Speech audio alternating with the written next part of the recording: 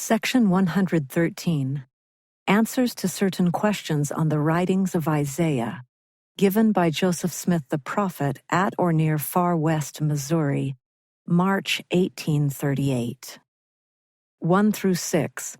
The stem of Jesse, the rod coming therefrom, and the root of Jesse are identified. 7 through 10. The scattered remnants of Zion have a right to the priesthood and are called to return to the Lord. Who is the stem of Jesse spoken of in the 1st, 2nd, 3rd, 4th, and 5th verses of the 11th chapter of Isaiah? Verily, thus saith the Lord, it is Christ.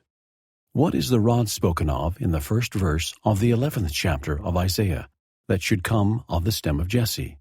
Behold, thus saith the Lord, it is a servant in the hands of Christ, who is partly a descendant of Jesse, as well as of Ephraim, or of the house of Joseph, on whom there is laid much power.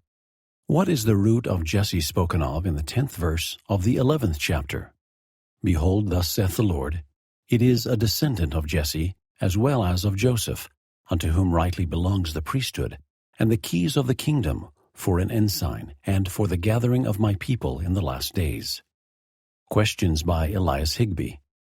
What is meant by the command in Isaiah 52nd chapter, 1st verse, which saith, Put on thy strength, O Zion? And what people had Isaiah reference to? He had reference to those whom God should call in the last days, who should hold the power of priesthood to bring again Zion and the redemption of Israel.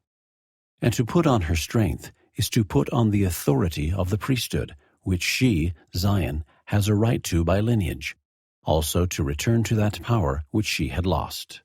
What are we to understand by Zion loosing herself from the bands of her neck?